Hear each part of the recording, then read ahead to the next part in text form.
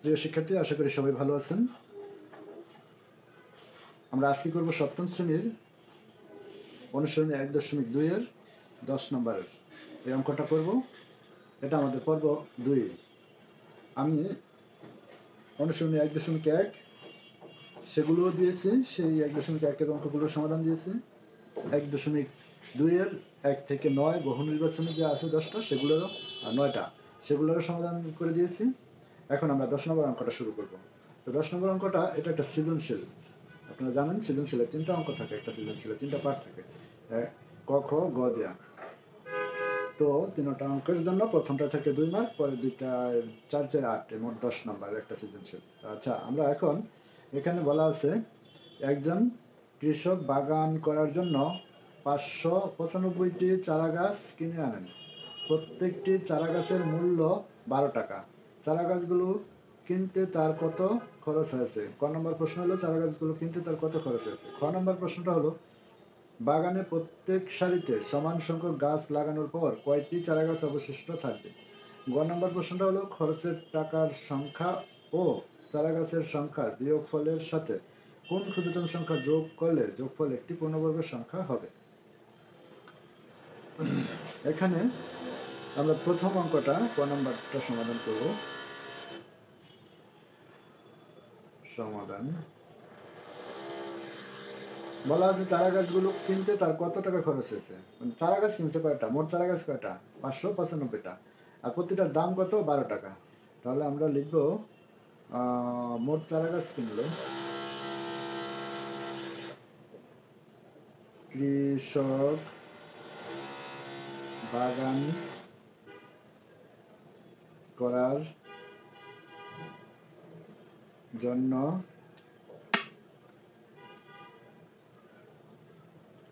চারা গাছ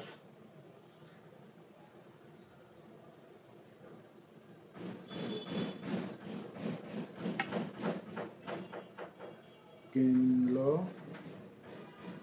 595টি। 595টি সে চারা গাছ কিনছে। এখন একটার দাম কত? একটি চারা গাছের দাম কত? একটি চারা গাছের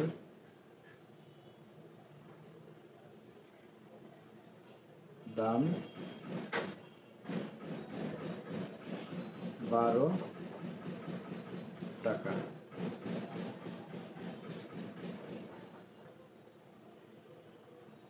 সুতরাং চারা গাছগুলো কিনতে তার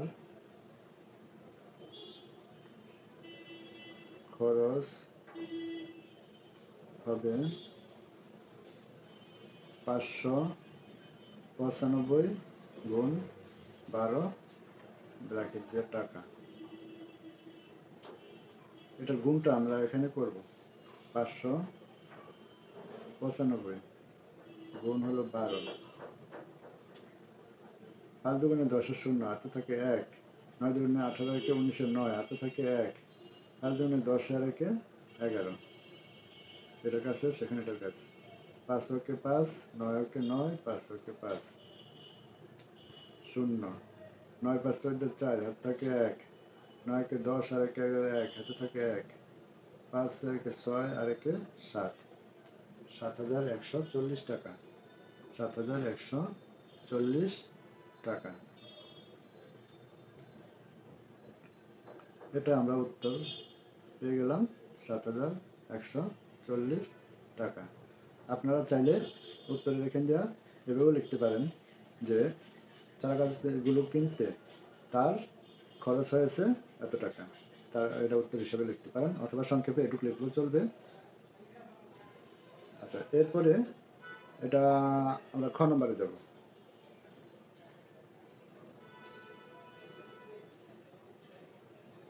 বাগানের প্রত্যেক সারিতে সমান সংখ্যক গাছ লাগানোর পর কয়টি চারা গাছ অবশিষ্ট থাকবে। এখানে বাগানের জন্য গাছ আনছে কয়টা? 595টি। তাহলে সমাধানটা, এই সমাধানটা কিন্তু আগেরটার। তাহলে বাগান কৃষক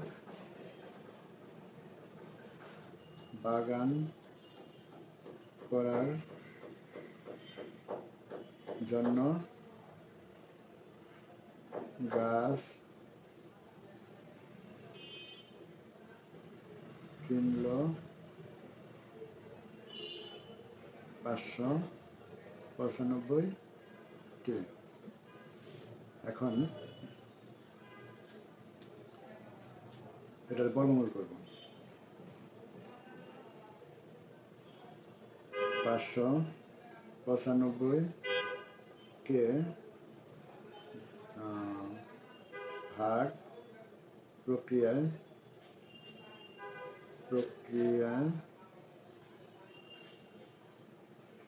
বর্গমূল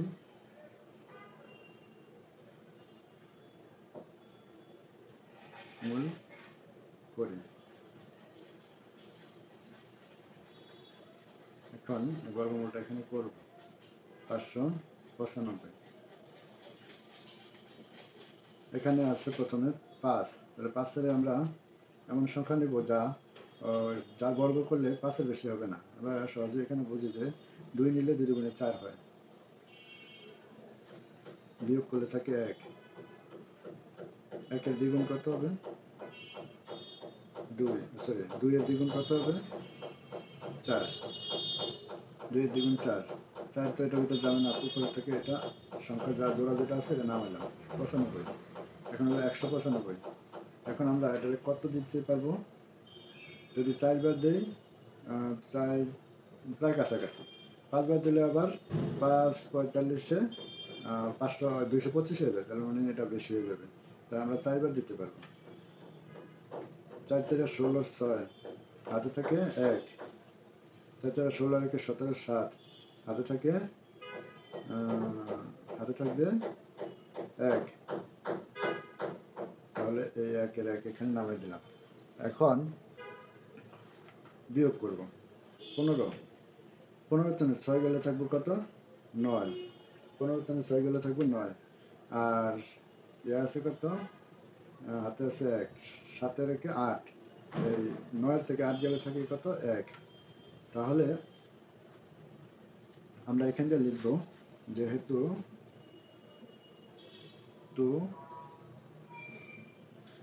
ভাগশেষ 19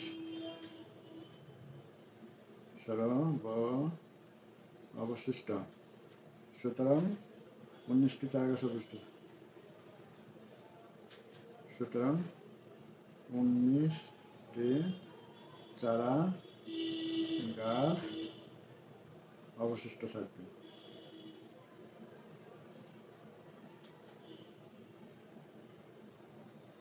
এটাকে আমরা উত্তর হিসাবে লিখতে পারি।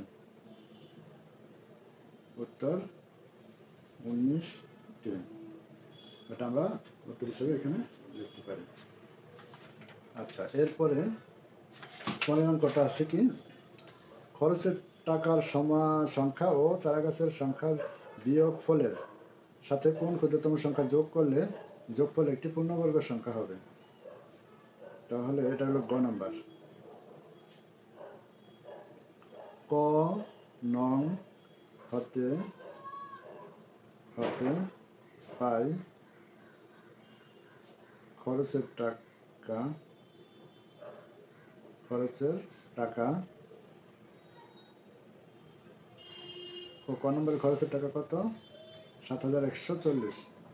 7140 টাকা। আর চারা গাছ আছে কত? কোন মতে পাই চারা গাছ হচ্ছে, আচ্ছা খরচের টাকা এত। তাহলে বলছে খরচের টাকার সংখ্যা চারা গাছের সংখ্যা বিয়োগ ফলের সাথে। তাহলে খরচের টাকা থেকে চারা গাছের সংখ্যা লিখতে হবে। খরচের টাকা থেকে চারা গাছের সংখ্যা বিয়োগ করলে পাই কত 7140 বিয়োগ 595। বিয়োগ করলে কত হবে? 10 দিলে 10 এখানে 5 দিলে থাকবে 5, হাতে 1, 9 একে 10, এখানে আছে 4, তার মানে 14, 14 তানে 10 গেলে গিয়ে থাকবে 4, হাতে 1, 5 একে 6, 11 তানে 6 গেলে গিয়ে থাকবে কত? 5, 11 তানে 6 গেলে থেকে 5, তারপরে হাতে আছে কত? 1, 7 তানে 1 গেলে গিয়ে থাকবে 6। তাহলে খরচের টাকা থেকে এই এটা বাদ দিলে আমরা পাই কত? 6545। 6545। এখন এটা বলা হয়েছে যে এর বিয়োগফলের সাথে কোন ক্ষুদ্রতম সংখ্যা যোগ করলে, কারণ এটারে আমরা কি করতে হবে? 6545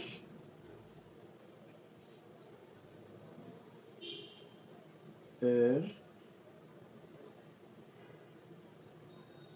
এর 6545 এর বর্গমূল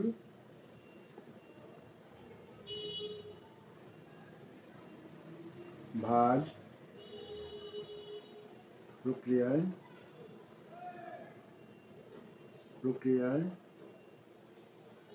নির্ণয়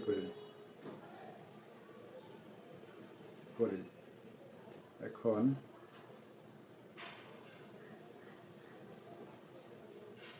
6545 এখানে এমন সংখ্যা নিব যেটার বর্গমূল করলে 65 এর বেশি হতে পারবে না, 65 বা তার নিচে হবে, কাছাকাছি। তো আমরা যদি 7 নিই, 7 7 49, 7 নিলে 8 8 64, তার মানে এটা কাছাকাছি যায়, তাহলে 8 8 64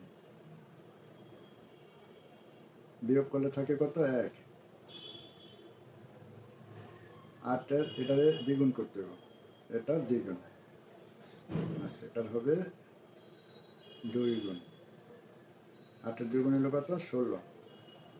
এখন উপরে আছে জোড়া একটা 45। এখন আমি যদি এখানে 1 দিই, এখানেও 1 দিই, তো 61 হয়ে যায়, তাহলে 161 হয়ে যায়, তার মানে এটার থেকে বড় হয়ে যায়। তো এটার থেকে বড় হলে তো হবে না, এখানে আমি 0 দিলাম, এখানেও 0 দিলাম, 0 দিয়ে গুণ করলে কি হবে? 0ই হবে। বিয়োগ করার পরে থাকে কত? 145। এখন এখানে আমাকে বলছে খরচের টাকার সংখ্যা ও চারাগাছের সংখ্যার বিয়োগফলের সাথে কোন ক্ষুদ্রতম সংখ্যা যোগ করলে যোগফল একটি পূর্ণবর্গ সংখ্যা হবে।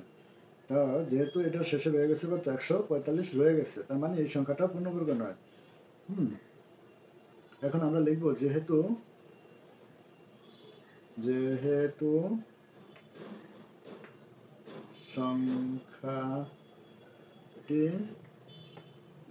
সংখ্যাটির বর্গমূল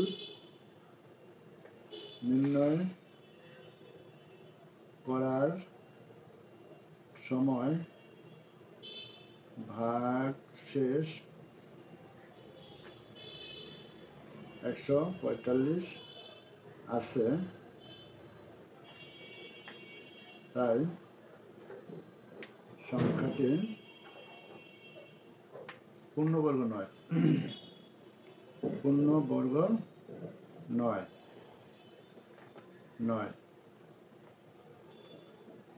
এর সাথে কোনো একটি ক্ষুদ্রতম সংখ্যা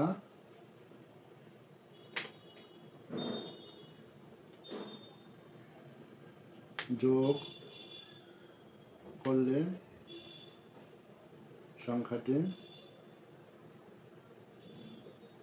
পূর্ণবর্গ হবে।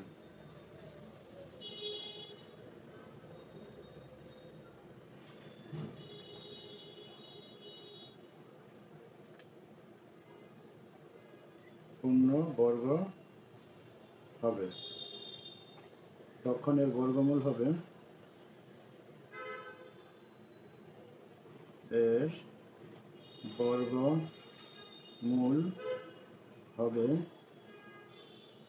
এখন এসে কত? 80। তো 80 যোগ 1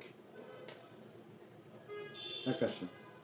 এখন 81 এর বর্গ, সুতরাং 81 এর বর্গ 81 গুণ 81, এটা আমরা এখানে করি। 81 81 1 8 একে 8, 8 একে 8, 8 8 64, 1 8 8 16 6, হাত থেকে 1, 4 একে 5 6, এর বর্গ হলো কত? 6561, 6561। আর আগের সংখ্যাটা ছিল 6545। তাহলে নির্ণয় ক্ষুদ্রতম সংখ্যা মানে কত বলছে যে এর সাথে কত যোগ করলে একটি পূর্ণবর্গ সংখ্যা হবে। তাহলে আমরা বলবো কি, সুতরাং 6545 এর সাথে যোগ করতে হবে কত হবে, আমরা এটা এখানে লিখি, যেহেতু এখানে একটু রাফ করা আসছিল আমাদের, তাই ওখানে যেতে পারবো না। 6561 বিয়োগ 6545 বিয়োগ করলে কত থাকে? 11 × 5 গেলে থাকবো কত? 6 5 11, 11 × 5 গেলে থাকবো 6, আর ওইখানে আছে কত? 1 নিচে 4 একে 5, তাহলে 6 × 5 গেলে থাকে কত? 5, 6 × 5 গেলে থাকে কত? 1। এখন পাশাপাশি মিলে যায় 0, আর হলে যা 6 6।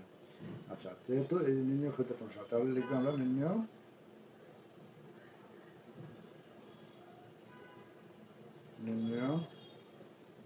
সংখ্যাটি 16। এটা আমাদের কাঙ্ক্ষিত উত্তর হবে 16। তো আশা করি সবাই বুঝতে পারছেন। আপনাদের যদি কোথাও কোনো সমস্যা থাকে তাহলে কমেন্টসে লিখবেন, আমি তার সমাধান দেওয়ার চেষ্টা করব অন্য কোনো ভিডিওর মাধ্যমে। আজকে এই পর্যন্তই, ধন্যবাদ সবাইকে।